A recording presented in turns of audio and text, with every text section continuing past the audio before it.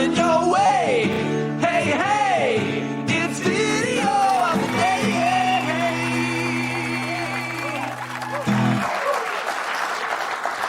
You want to get under an activist's skin? Accuse her of appropriation. It's so clever. Our video of the day comes to us from Washington, D.C., where a cop turned the tables on a white pro-Palestinian protester, accusing her of cultural appropriation by wearing one of those Arab scarves known as a Keffiyeh? Keffiyeh? Roll it, Ethel. Appropriation. Yes, you are. By wearing a scarf that is trying to stop a genocide. You think that's appropriating a culture? Yes, you are. Okay, in what way? How is that appropriating Palestinian culture? What's that? How is my wearing a keffiyeh appropriating Palestinian culture? Tell me.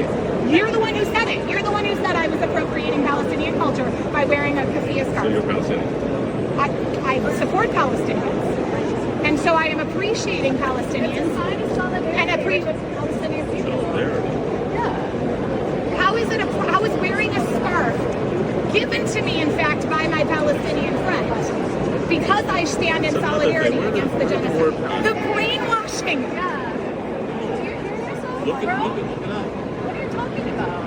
I genuinely don't even know what he's talking about. He's so misinformed, I don't even know where his misinformation is coming from. But it's just like madness. It's like total madness. Well. It doesn't feel too good when someone calls you a bigot, does it?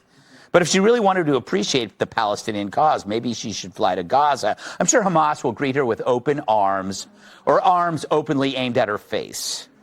Then really, she would appreciate the scarf. She can wrap it around her head wound. All right. Jim, you should love this as a crank yanker. He was just passing time. Like it was a D.C. The cop accuses her of appropriating Palestinian culture. He was just messing with her, and it was just beautiful. What say you, as a classic, legendary crank yanker? Oh yeah, this is perfect. And plus, she's wearing cargo pants in the picture, so she's appropriating the culture from the 1990s skateboarders. So. Yes. But I like how she said in the beginning that she's wearing a scarf to help stop a genocide. Yes. You know, I wear a scarf to keep my neck warm. I didn't know you could stop a genocide by one. I'll get that scarf.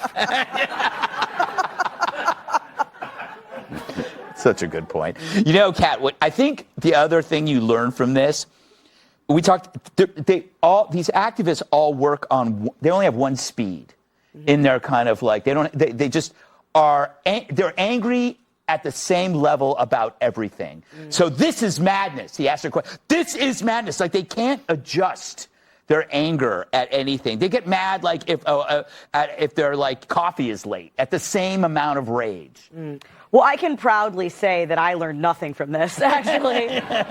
But it's true, and it's, you know, I think you do sometimes maybe get really used to chanting the same slogans, that if anybody asks you a question, you're kind of like, oh, that wasn't covered in the slogans that we've been chanting every day, because she didn't really explain. I mean, it just simply has become a symbol of solidarity and not appropriation. Although I can't explain why. Yeah. I don't know, because I feel like I was thinking as I was watching this about the previous segment where we did that mariachi band. There was a mariachi band, but there was no white people in the background wearing sombreros. Yes. Where I feel like if somebody was like sitting in the background with their own maracas, like, I just love Mexicans. Like, I feel like she would be the first one to be like, you need to leave, this is not okay. So I don't know how, I don't understand how one versus the other, but that's just the way it is. I love it because I see these scarves everywhere, and I know that it's now just it's an emblem of status and acceptance. It has nothing to do with politics. It's like, I'm wearing this to be cool. It's like going on Twitter and seeing the Ukraine flag next to people's name. It's like, I'm one of you. Right. Well, I'm pissed. I'm furious. Yeah. Every time I go to get a megaphone in the store, they never have my size. And now I know why.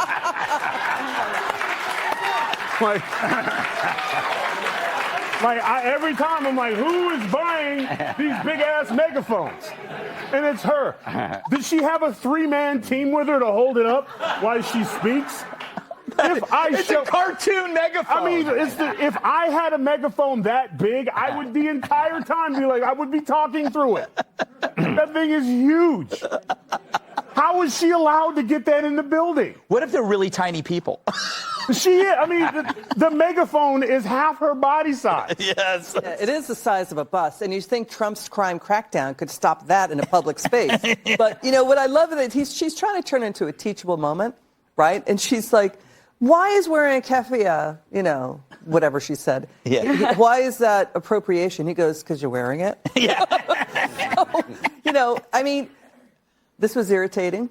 It irritated everybody who watched it because, again, another angry person, as you point out, with a megaphone bigger than a bus in a public space screaming at a cop who's just saying, hey. Yeah. I mean, for the hell with the scarf. Get a harness. Yeah. So you can put that bad boy up there. He was. I thought she was promoting a band afterwards. Ticket sale. My belief is that he was just passing time by poking her. You know, if you ever want to really upset like a protesting Karen, I got my buddy Joe told me this. You just ask him, "Excuse me, madam, where's your husband?" It sets them off. Sets them off. And do it like really old-fashioned. "Excuse me, madam, where is your husband? Does he know you're here?" You're a large man. That's why you got that megaphone. All right, up next, the biggest threat around.